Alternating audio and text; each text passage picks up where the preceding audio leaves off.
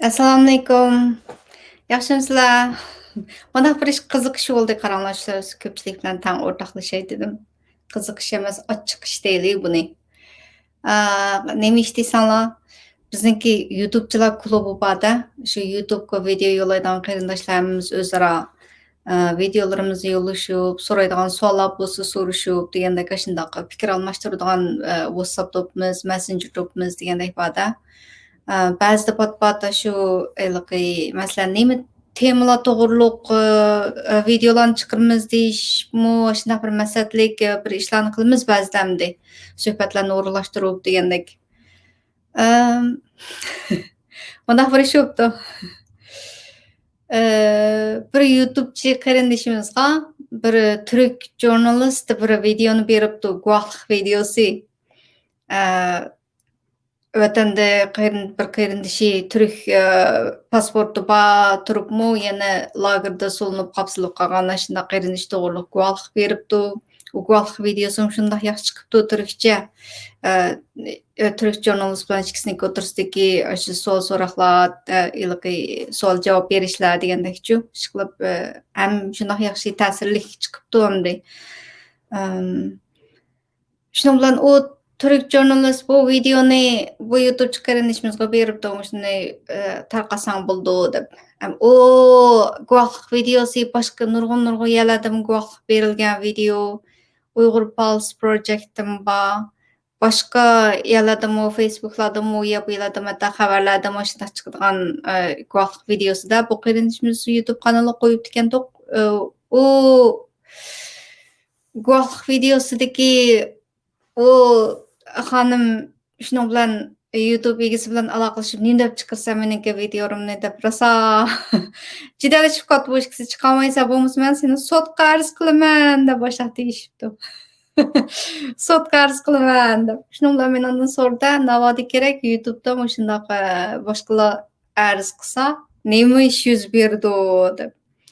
Bu YouTube'da sotga arz qiladigan yo'q, o'sha YouTube'niki o'zidala mana shu yerda report deydigan yer bor. Eng ko'p bo'lgan eng balki jazoringiz og'ir bo'lib ketgan bo'lsa, shu YouTube kanalingiz taqilib qolib, u undaq sotlarga berib, undaq nima qiladigan yo'q. Hammasi shu onlayn o'sha el xat orqali YouTube'ning ichidan bo'ladigan odatda jazo bo'lsa shu 30 kun taqab qo'ydi, 90 kun taqab qo'ydi. Yoki bo'lmasa bir necha qatimliq ogohlantirish berdi. Navoda 3 qatimliq ogohlantirish shunaqa boshqalarniki nashr huquqi yoki bo'lmasa boshqalarniki nemis tarafidan shunaqa 3 qatim yesa, u butun akkaunt taqilib qoldi. Shunchalik bo'ladi, undan boshqa ish yo'q-ku deb o'ylasam, shundoq bir ish bo'ldi deb. Shunlar anglab hayron qoldim-da. Bir guvohlik videosi degan dunyoga bir nolimizni anglatamiz deydigan yerda bu qanchaki ko'p odam anglasa, qanchaki ko'p odam ko'rsa bir social mediada kuch ta'sir qiladiganqa va kuch paydo qila olamizda. Qanchaki ko'p yerda aloqalashgan yaxshi. Ham sabab nimaki desa shu faqat shu kanalniki egisiniki u bolni yoqtirmaydi ekan, kanalni yoqtirmaydi ekan. Shuning uchun u guvohlik videosini qo'ysa bo'lmaydi ekan. Amaliyotda bo'lsa u guvohlik videosi yo boshqa bir turk jurnalist bergan. Hayron qoldim-da.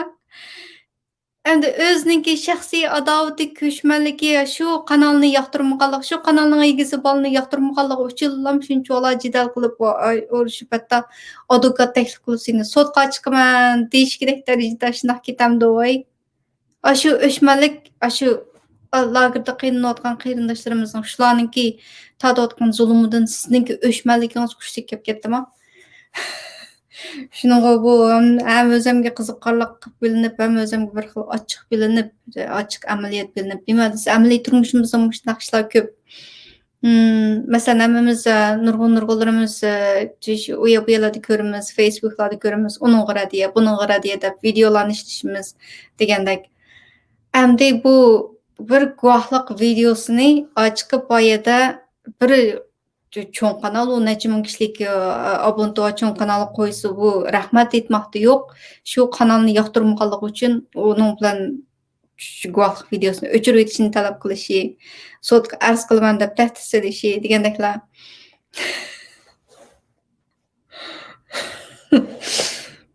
Nima deyman? Amaliyotda bundoq bo'lmasligi kerakda. Biz bir-birimizni yoqtirmagan taqdirda, lekin oiladagi da'vo Shu zulmni anglatish, shu yo'lda hammamiz o'xshash bo'lgandan shu yo'llig'ichi kim bo'lishidan qat'iy nazar, shu bir taqatqanligidan xush bo'lsak bo'ladi asli. Eee, Meninkimi sahifalarimdami nurg'un odatda biz, shundoq Twitter'da necha ming agashgüchi bor, bu shundoq yaxshi bir narsani chiqarsammu, oylab emas, hatto yillabmi bir tal barmoqqa tegmaydigan shundoq aktivistlarimiz bor. O'zaro bir-birimizni yoqtirmaganligimiz uchunlam, shundoq bir-birimizga bir narsaga yurakni berib qo'ymaydigan, hech nimasini bosmaydigan, manfaatlamaydigan darajada. Biz undaq o'zimizniki shaxsiy bir-birimizni yoqtirmaydiganligimizni u da'vodan ustun qo'yolsak, uning oldiga qo'yolsak bo'lmaydi asli. Bizningki maqsadimiz, nishonimiz nima bo'lsa, boshqa har qanday bir narsani qayirib qo'yib, shu ishga tutish qilishimiz kerak asli. Masalan, meningki burunmi, masalan, misol qilib aytsam, Cumhuriyet Partiyasininki meningki YouTube kanalimni partiyaniki tashviqot quroli qilish uchun men YouTube ishlaysiz, undaq qilsiz, bundaq qilsiz deb nurg'un bir gap so'zlarni butun hammasini chiqardim-ku YouTube kanalimni partiyaga xizmat qildirish talablari degandek. U bir-birsini yoqtirmagan taqdirdami, u bir-birsiga nima qilgan, dushmanlik qilgan taqdirdami, nima deymiz, fikrlariga qo'shilmagan, hatto shaxsiy yoqtirmagan taqdirdami, lekin o'zininki manfaatiga foydali bo'lsa, foydalanishga tegishli bo'lsa, mana ishiltib olay, foydalanib olay deb turib, qarshi tarafdan foydalanadigan gap shundoq. Bu meniki YouTube kanalimni partiyaniki manfaati uchun, partiyaniki tashviqot quroli qilish uchun undaq ishiltaman deb, u menga undaq chiqqan bir narsalarni shu demoqchi bo'lganim shuninglar o'xshashlar bir ish hamdi. Mayli siz yoqtirsangizdu, yoqtirmasangizdu, navoda sizningki qilayotgan da'voyingizni boshqalarga anglitib berayotgan bo'lsa, bu shaxsiy o'chmanligingizni bir yoqqa qayirib qo'yib, hech bo'lmaganda jim turib taqasini yaxshi deb o'zingiz matda hambaxlishingiz kerakdi. O'zaro bizmi bir-birimizniki bir narsalarimizni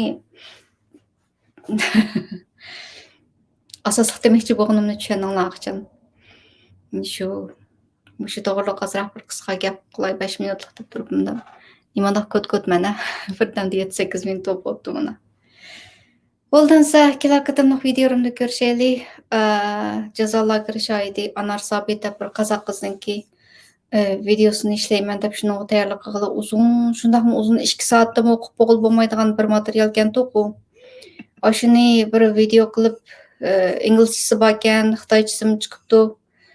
Endi uyg'urcha qilib bir ep qo'yay deb Anar Sobitninki hikoyasi deb bu qizniki hikoyasini chiqarmoqchi edim. Shunga tayyorlik qilg'ach, ma ish bo'lib qolganda, undaq bir-birsiga tahdid soladigan, bo'libmi mediada mana bir ishlarni qiladigan odamga tahdid solib, bir-birsiga undaq nima qilishi yaxshi emas.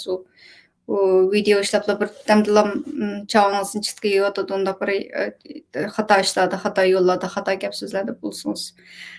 Shunga qo'rqay yaxshi. Men odam qo'rqanlar.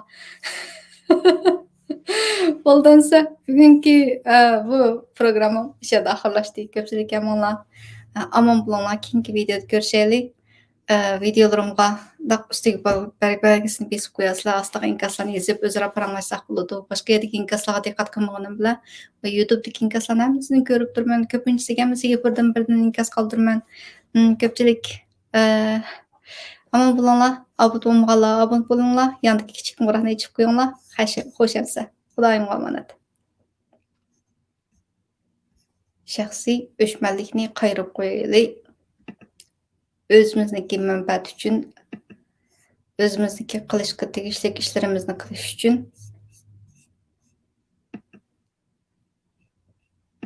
boshqa hamma narsani bir chetga qayirib qo'yib, bir nishon bo'yicha ishimizni davomlashtiraylik. Shu bir jumla bilan yig'iladigan uzun so'zlagan gapimni kamisi. Xo'sh. Qanday bu?